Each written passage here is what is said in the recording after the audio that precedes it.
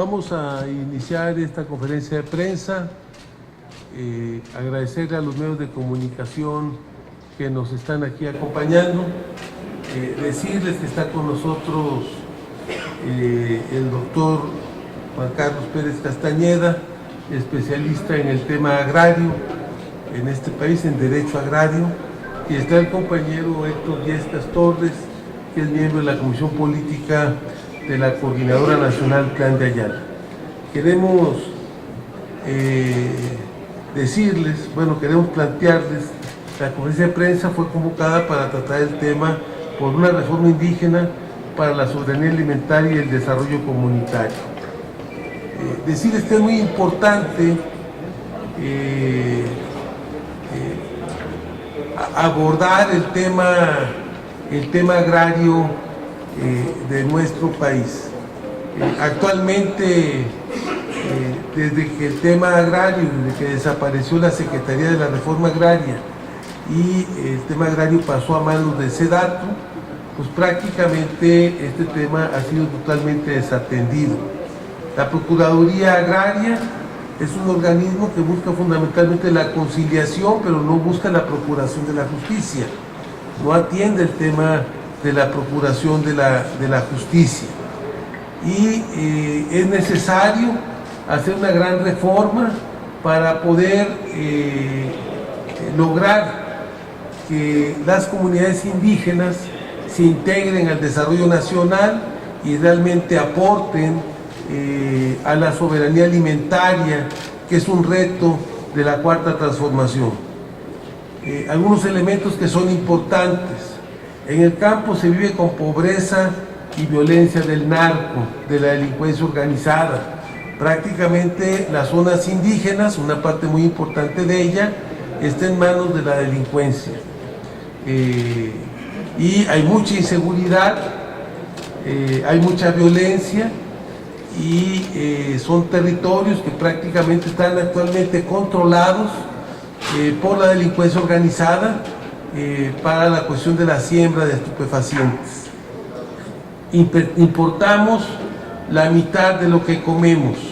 En México estamos importando una cantidad muy importante de alimentos. Somos el primer importador en el mundo de leche.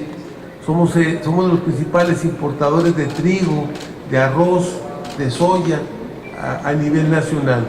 De los principales importadores también de maíz, a pesar de que el maíz somos país de origen, importamos más de la mitad de lo que se consume de maíz en nuestro país. Por ello se debe de relanzar a 15 millones de indígenas al desarrollo económico. 4. Reconocer sus derechos a la autodeterminación es un acto de justicia y de adecuación a los nuevos tiempos. Queremos decirles que los acuerdos que se firmaron el 17 de febrero de 1996, que son los acuerdos de San Andrés Larrainza, son acuerdos que a la fecha, los acuerdos de paz, no se han cumplido por el gobierno federal. Es muy importante cumplir con los acuerdos de San Andrés Larrainza y con el derecho a la consulta por parte de este gobierno. El propio Enrique Peña Nieto, en el mes de septiembre del año de 2015, en la ONU, se comprometió a que se iban a homologar los derechos indígenas a la legislación y a los acuerdos internacionales, y que se iba a dotar a los pueblos indígenas de este derecho a la consulta. Hay que señalar que uno de los principales temas que siguen pendientes es el reconocimiento a los pueblos indígenas como sujetos de derecho, que actualmente es un tema que no ha sido considerado. Retomar los acuerdos de San Andrés y la Declaración de los Pueblos Indígenas de la ONU, plasmados en la reforma constitucional vamos a hacer la propuesta nosotros sobre este importante tema. Yo quiero decirles que un servidor fue miembro y fuimos presidentes en aquel momento en que se firmaron los acuerdos de San Andrés Larrainza, y estamos trabajando para presentar inicialmente la creación del Instituto Nacional de los Pueblos Originarios, en lugar de la CDI, transformar la CDI en un Instituto Nacional de los Pueblos Indígenas. Que esto es muy importante, y estamos trabajando también en el tema de los acuerdos de San Andrés Larraínzar, poderlos plasmar en la Constitución y lograr también homologar la legislación nacional a lo que se ha avanzado en la legislación internacional y que México ha suscrito como parte de los acuerdos internacionales en la ONU en el tema de derechos y cultura indígena, que es muy importante. Y estamos trabajando también la propuesta de la ley de consulta, que también tiene que quedar plasmada en la cuestión constitucional, este derecho a la consulta, que la consulta sea previa, sea consentida, sea una consulta informada y sea una consulta vinculante. O sea, no tiene caso que se haga una consulta si el resultado de la consulta no va a ser vinculante, no va a ser obligatoria para el gobierno. Es importante, la mitad de lo que comemos, los que cultivan nuestros alimentos sufren de desnutrición. En el campo hay pobreza, enfermedades, deterioro ambiental, migración, inseguridad y violencia. Mucha violencia provocada por el narco y por la ausencia del Estado, cuando no de su complicidad. En las zonas indígenas, en la serranía, en los bosques y selvas de México, gobierna el narco, gobierna la delincuencia organizada. Por ello afirmamos que ningún modelo de desarrollo medianamente exitoso puede excluir a los 15 millones de habitantes. Hasta ahora, por increíble que parezca, no lo hemos hecho. 15 millones de habitantes de la población indígena que está en nuestro país, y que el 80% de esa población indígena vive en condiciones de pobreza. 80%, un nivel altísimo. De cada 10 habitantes de los pueblos indígenas, 8 se encuentran en condiciones de extrema pobreza. Creo que llegó la hora de hacer justicia por los pueblos indígenas de México. Efectivamente, en nuestro país viven 15 millones de indígenas, organizados en 68 pueblos que habitaron nuestro país aún antes de que surgiera México. Son el sustento de nuestra actual nación y los tenemos en la pobreza extrema y la discriminación. En plena era de la globalización, los niveles de segregación y abuso son alarmantes, en especial a las mujeres y niñas de los pueblos originarios. Todavía en México tenemos el grave problema de trata de blancas, sobre todo en los pueblos indígenas, de la venta de las niñas, sobre todo en estados como Chiapas y Oaxaca. Esto son actos verdaderamente criminales. Durante poco más de 3 décadas se agudizó el abandono al campo, y en especial a los pueblos indígenas. Las promesas de bienestar que pregonaban las instituciones globales trajeron el colapso económico y la ruina de millones de campesinos en beneficio de unas cuantas familias. Corporaciones beneficiadas por políticas públicas, fortunas privadas construidas con dineros públicos. La especulación del precio, el fraude sistemático con fertilizantes e insecticidas que han deteriorado los suelos y el ambiente, extinguen la flora, la fauna y la biodiversidad que perdemos al parecer irremediablemente. Nuestro país ha llegado al absurdo de gastar más en importar que en producir nuestros propios alimentos. Gastamos cerca de 30.000 millones de dólares en importar lo que consumimos, y el presupuesto para la Secretaría de Agricultura este año es de 72.000 millones de pesos. O sea, importamos 30.000 millones de dólares, que son más de 600.000 millones de pesos, y gastamos en la agricultura 72.000 millones de pesos. Entonces, gastamos casi 10 veces más en importar los alimentos que en producir los alimentos que requiere el país. Cifras al 2016, México gastó 578.760 millones de pesos en importaciones agroalimentarias. El reverso de la moneda es que solo se invirtieron 52.330 millones de pesos en programas de fomento productivo. Más o menos lo que le comentábamos a ustedes. Acaban de recortar esta semana 2.000 millones de pesos a la Zagarpa en proyectos productivos y sobre todo recursos que estaban destinados en apoyo a la pequeña agricultura. Es verdaderamente criminal y lamentable que esto pase en nuestro país. Por eso hoy sufrimos un alto índice de dependencia alimentaria. En materia de derechos, en la que alguna vez fuimos líderes en América Latina, hoy la Asamblea General de las Naciones Unidas nos rebasó. Ya desde diciembre del 2007 reconoce los derechos de los pueblos indígenas que en México no han sido reconocidos. Los pueblos indígenas no son sujetos de derecho. Es verdaderamente lamentable lo que está pasando en México con este atraso de la legislación nacional. El acuerdo precisa los derechos colectivos e individuales de los pueblos indígenas, especialmente sus derechos a la tierra, bienes, recursos vitales, territorios, recursos a su cultura, identidad y lengua, al empleo, a la salud, a la educación y a determinar libremente su condición política y su desarrollo económico. Es lo que dice la Declaración de las Naciones Unidas.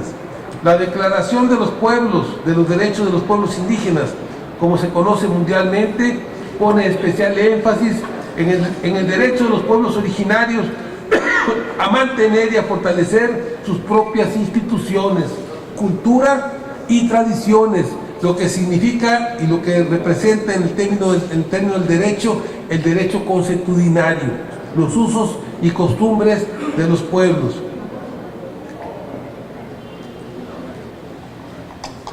Y a construir libremente su propio desarrollo de acuerdo con sus necesidades y aspiraciones.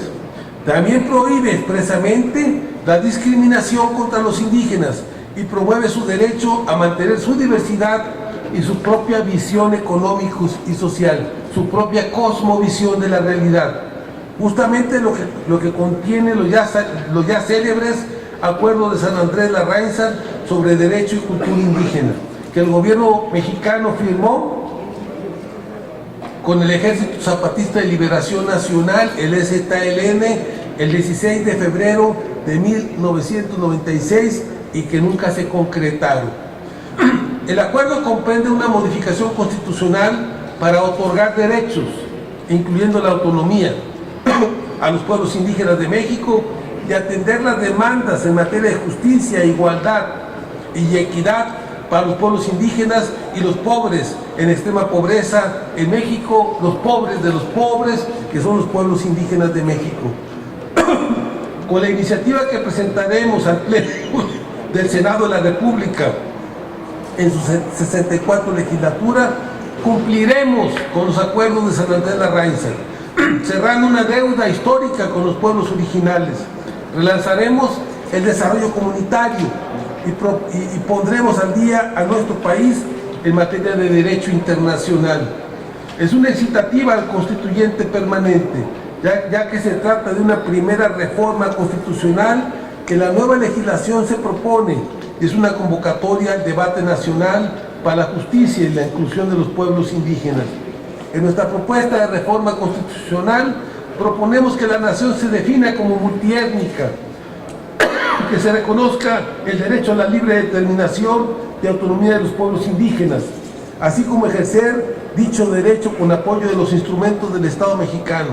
Se reconoce al ayuntamiento indígena al elegir en los municipios con población indígena representantes ante los ayuntamientos de conformidad con sus sistemas normativos, instituciones y procedimientos.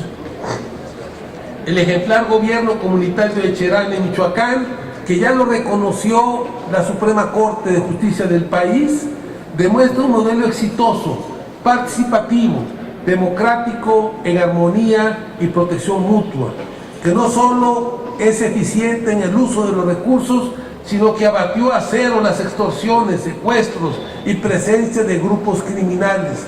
Por eso hay que darle el poder a los pueblos indígenas y a las comunidades indígenas de México en su propio territorio.